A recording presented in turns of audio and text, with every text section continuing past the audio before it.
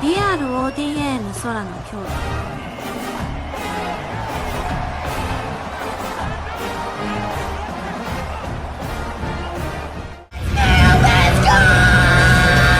Venom. Venom. My, if you ever heard what I heard in the night, what fright, must have been a parasite in my past life. I don't wanna ever come down from a high. My soul was sending to the sky, guess it's you and I. Gone, but I'm feeling too alive, trying to get me out of spite. Someone's gotta pay, I ain't talking big amount. Some kind of physical pain, some kind of traumatic shit. Niggas wanna see dead bodies, probably not there, running with no automatic clips. Moving scatty, all erratic and shit. Niggas pussy licking batty and shit. Oh, you mad? Then come at me, you prick. Make a move, better pattern it quick. I assume you'll be coming for blood. That makes two of us, that makes two of us. Venom. Venom. Venom.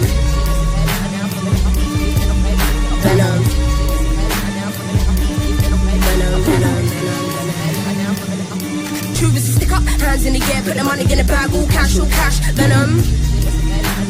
Boom, boom, boom, boom, boom, boom, boom, boom, boom. Sorry, just joking about something. So sorry, I'm starting this video to laugh. Welcome, ladies and gentlemen. I've been waiting to do a review like this for a while. I'm gonna keep it a buck. This is one of my single favorite Marvel movies in the last 2-3 years. I mean, of course, you'll have your fucking your Guardians of the Galaxy 3s, you'll have your No Way Homes. I like this because this was ambitious. This was ambitious. This was needed, necessary. As necessary as Superman was to go off with a hit, to kickstart the new DCU, this was needed to be a hit. This needed to be a hit. Under no circumstances could this fail. Under no circumstances could this not go well. Under no circumstances could this not be a giant major success. This had to go well.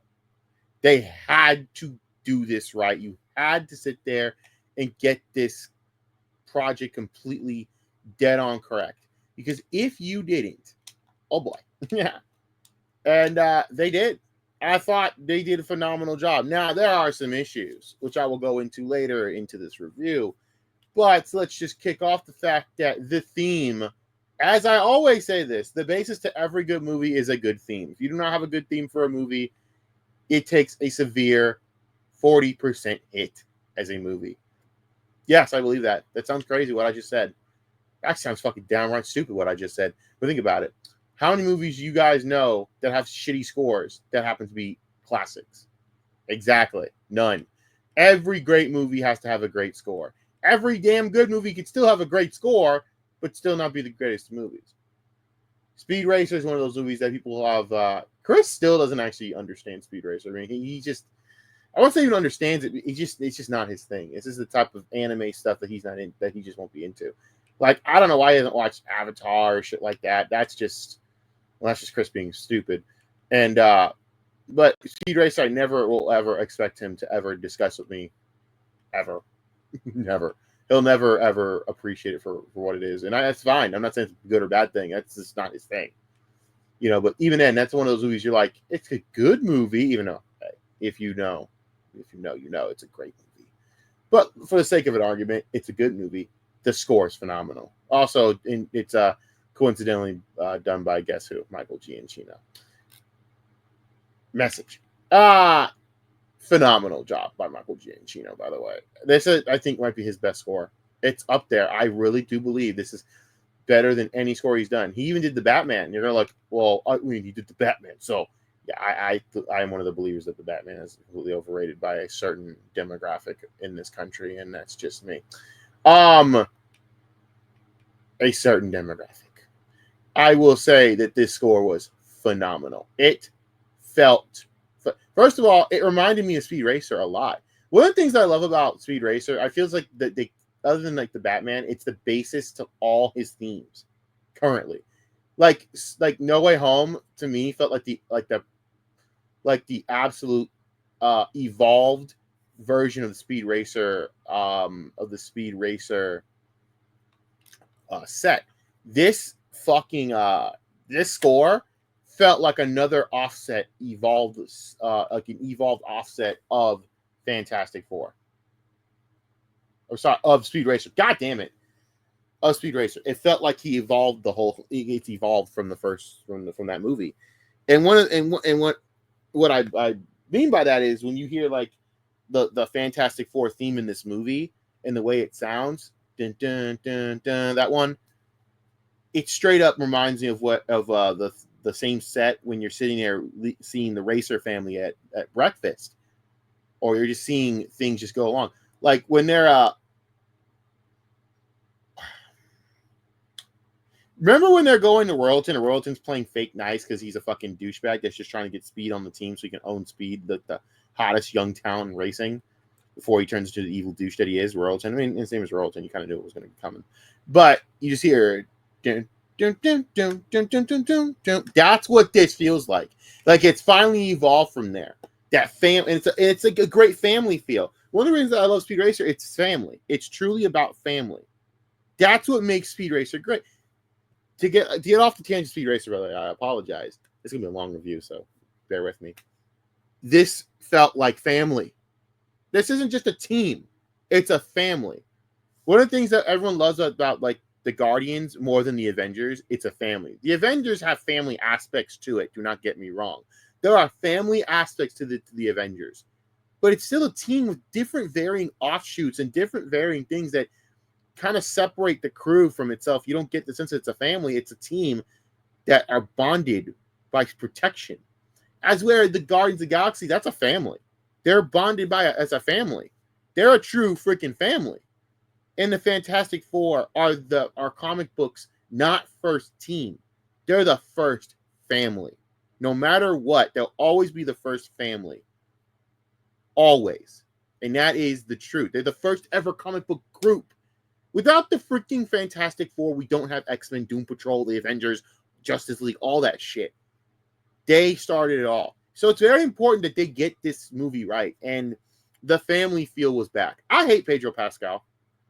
No, before I get into this, I hate that man personally. I hate him. I fucking hate him.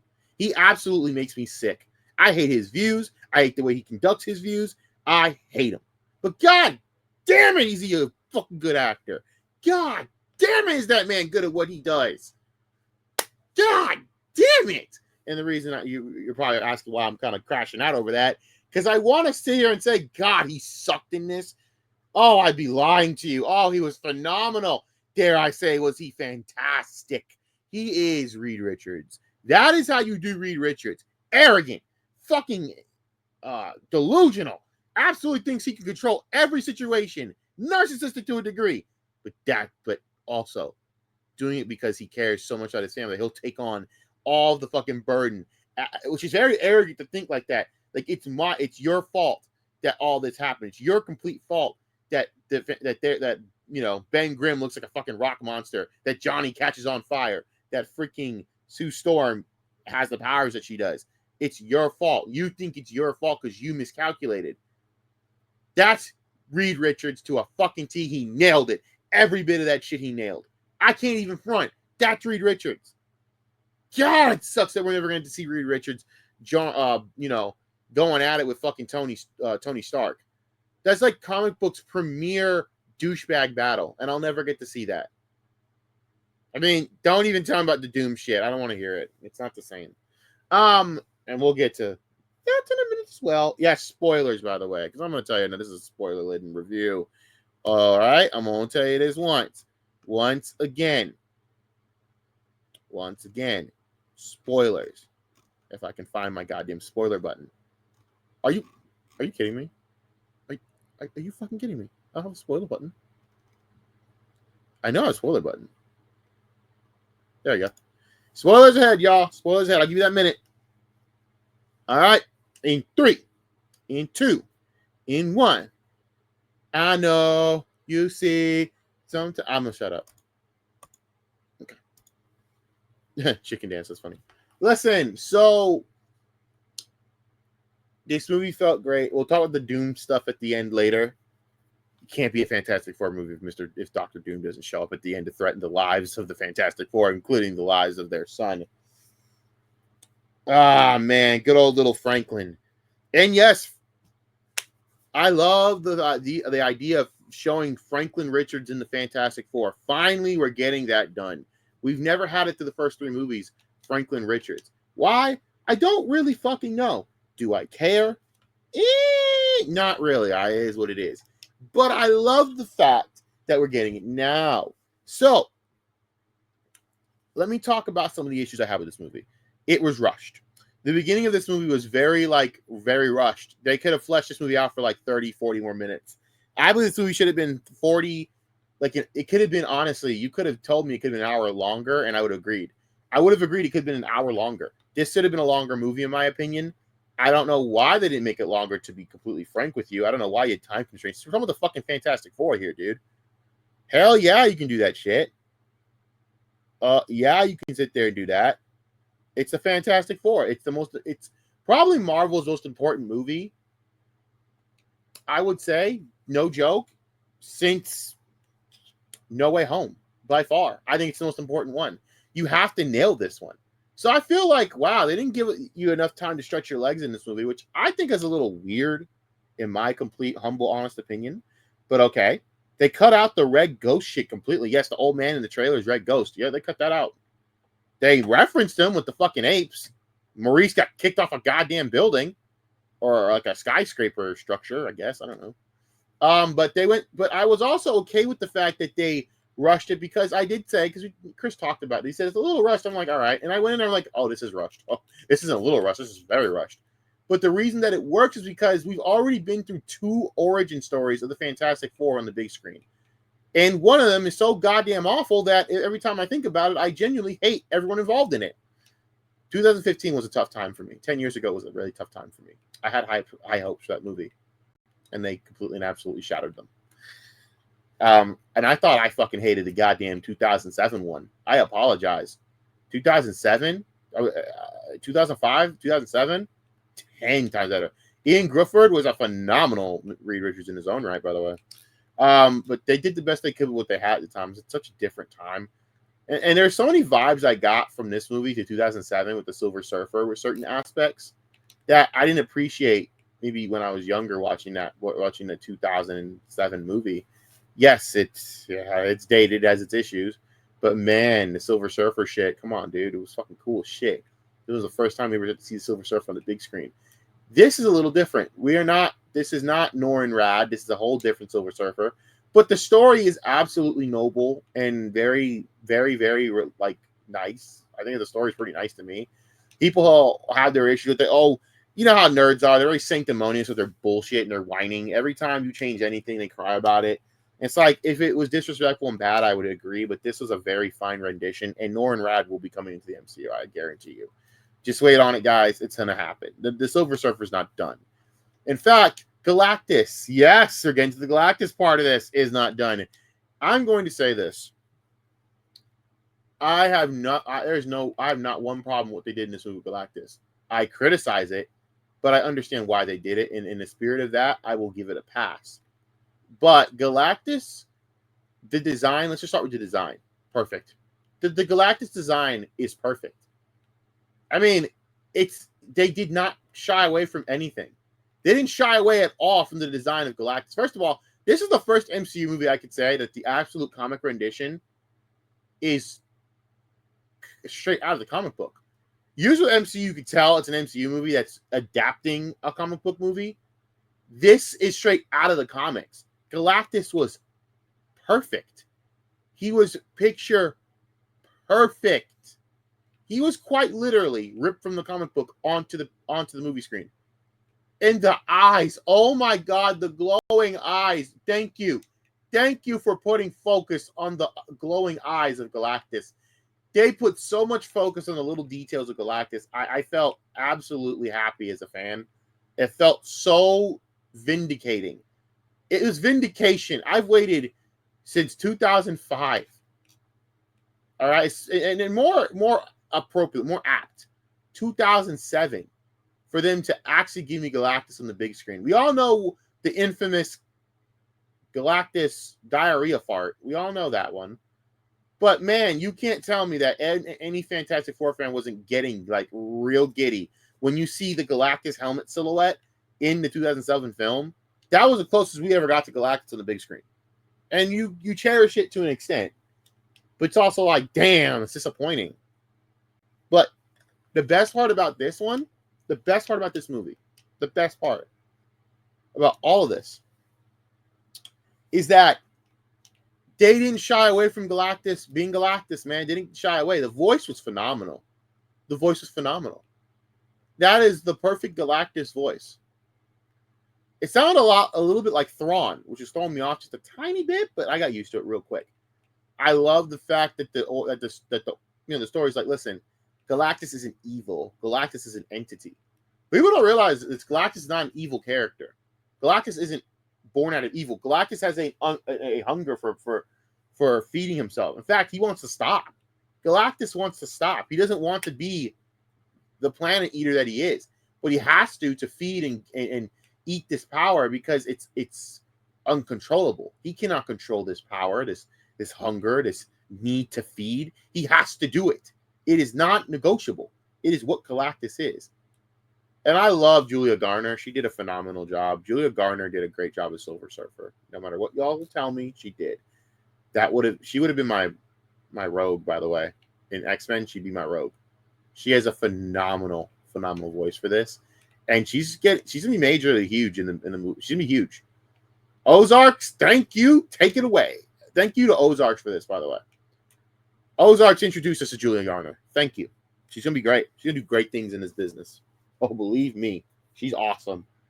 I'm very excited for her future in this business. I'll tell you that. But she's just like, I really enjoyed her. I really enjoyed her Silver Surfer. Actually, I herald your beginning. I herald your end. I herald Galactus. And the way she delivered that line alone sold me. I was like, wow, I felt that. Because I felt like she wasn't saying that out of any Ebony Maw sense of, because you know the parallels. Like you saw, Ebony Maw gave the same speech to all the Asgardians that are about to get got murdered or about to be murdered by Thanos, that purple grimace looking bitch. But he said it in such a way where he was like a religious biblical sense of, be grateful that the great Titan chose to kill your sorry ass for a greater purpose. No, she's saying this out of pity. She's like, I'm sorry, y'all, but y'all fucked. She's like, you're cooked. I want to do this, but I ain't got no choice. You're cooked. But that's the Silver Surfer. The Silver Surfer doesn't do this shit out of need. It's just to spare their planet, which, by the way, is the same origin story as this character. It reminded me so much of 2007. It really did. It's just, and you know what? I can give 2007 a pass with the Galactus space fart shit, because I could say that space cloud was maybe Galactus's ship and he's inside the ship and just was covered by a bunch of clouds like a fart. It is plausible. Anyway, I'm sorry. I'm trying to defend the 2007 movie. Don't give me that look. I know. It was a good movie. It was a good movie for the time. Okay, let me have this. But man, this felt great. The family effects were amazing. I think every character nailed it. But I think the one that stole the show, the two that stole the show, if anything, because it was a tie for me. Well, it was the Thing and the Human Torch. Johnny and Ben killed it. Like, seriously, they're the best parts of the movie. Ebon killed it. Ebon fucking killed it, man. I'm so happy for that dude. Another one that I've seen growing up. Excuse me, hold on, I got a question. Nah, dude, I do not like Doctor Who, man. Trust me, I've had people try to tell me to like Doctor Who. I'm not a Doctor Who guy. Sorry. Doing a recording here, bro. I gotta focus. But man, do I fucking love, and I mean, I absolutely fucking love his Ben Grimm. I think it was it's my favorite Ben Grimm, possibly ever, of any incarnation. I think he nailed it that hard. He nailed it. I mean, that's Ben Grimm to me. I don't know how you could do it any better. He killed it. He fucking killed it as the Thing. He's Cousin. Good job, Cousin. I fucking love that Cousin. That Cousin gets his role. He gets his shine. Excuse me, let me get the cast list down so I get all the names right.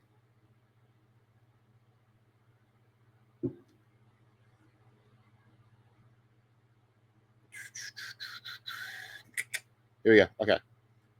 Joseph Quinn, also Earns my marks. Got his Johnny Storm. I will say this, though. I think people don't realize how good Chris Evans was as Johnny Storm. Because, but one thing that this movie does, as much as I fucking love I actually really, I think that the 2000s Fantastic Fours, I think we need to give them a little more credit because the characterizations were really respectful to the comics. I will give them that. But man, I gotta say, dude, Joseph Quinn was throwing me off for one reason. He sounded way too much like Chris Evans to me. I'm like, okay, dude, you're gonna talk about? I have to expect you to go, hey man, I can do this all day. Which, by the way, I can see Johnny Storm saying some dumb shit like that. By the way, that's literally what he would say. It's Johnny fucking Storm. It's what he's gonna say. But one thing this movie did that a lot, I think the first two incarnations didn't do. Maybe the third one, the 2015 one did, but it's such a bad movie that I'm not even gonna reference that and give them credit for anything because they suck. I don't care. I'm not giving that movie any credit for shit. They suck dick. One thing they did that I absolutely enjoy, I fucking love. They showed that Johnny Storm's an actual undercover fucking genius. He's not an undercover genius. He is a genius. Now, is he on a level of Reed Richards or Tony Stark? No, he's not. But he's very intelligent by most normal human standards. He is an engineer. This is a guy that went on that space trip in the first place because he is intelligent. He's a master mechanic. He has incredible engineer skills. And he decoded the language of the Silver Surfer in this movie. He abso-fucking-lutely nailed it in this movie. And they showed that Johnny Storm is not just some stupid, funny quip guy. He's actually intelligent, like the comics have always suggested. Thank God they took the time to do that. I feel almost a little vindicated about that, by the way. Something that always bothered me. It's like, please stop making Johnny Storm stupid. It's what they did. It's like the Knucklesization. I call it the Knucklesization. What they did to Knuckles back in like the 2010 days with Knuckles, with a lot of the cartoons, they made him really stupid. When that's not Knuckles. Knuckles in the Sonic universe is not stupid. Knuckles is supposed to be a warrior that's just not used to our custom, so he looks a little bit like a fish out of water, but he's not dumb. And I thank God that, again, Idris Elba deserves a lot of credit for this as well. But thank God that the new movies have restored Knuckles and taken away the character assassination of the 2010s and restored the respect to that character. And that's why people love Knuckles more than ever now. It's so respectful. I thank God they did it for this movie because that was really pissing me off when it comes to some characterizations. Just because the people are quippy and say dumb shit does not make them stupid. It just means that they're quippy and say dumb shit. That's fine. Overall, I love everything about this movie. The family feel, the notion of having to sacrifice. Sue Storm was phenomenal as well. I had some gripes. The Silver Surfer was not featured enough for my taste in this movie. There was not enough on the backstory. They showed their backstory. I mean, I'm not gonna lie, but there wasn't enough scenes of her talking and dialoguing maybe with Galactus. There should have been 20, 30 more minutes of that, just alone with just mixing that in. There should have been more talks of discussions between the entire team. But I loved it regardless. They hit like the time period so correctly that this didn't feel like. This felt like the American nuclear family being thrown in your face, and I loved it. It felt so much like how the original comics went in the first place. And that's amazing to me that they actually went and took the ambition to do that. They didn't try to stick it in modern times. They actually did the Fantastic Four from straight out the comics. It felt like they ripped it out the comics. And I think that's the biggest, like to me, I think it's the biggest thing for me that I love. I think it's the biggest part of what I love. Oh, Jesus Christ. Excuse me. Sorry, I saw an alert for something that's really annoying.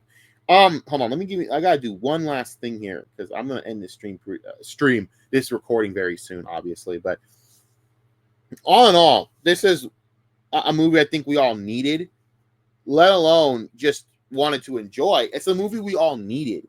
This isn't just a Marvel movie that I was like, man, that's a pretty damn good Marvel movie. All right, let's move it, keep pushing. This is the thing. This is the start of teams. And in fact, this is the most important movie, I think, in the MCU's history in terms of having to hit it correctly. Because, yes, you have the Avengers. Yes, all the accomplishments.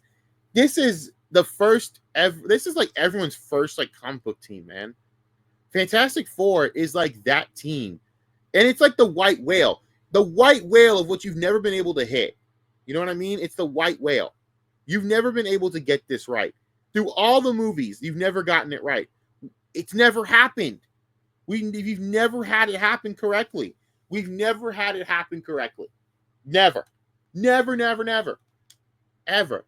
Even with like how much I do defend the 2005, 2007 era, and I do defend those movies and think that for the time they actually weren't that bad, they're still not that good. They weren't that good at the time. You know what I mean?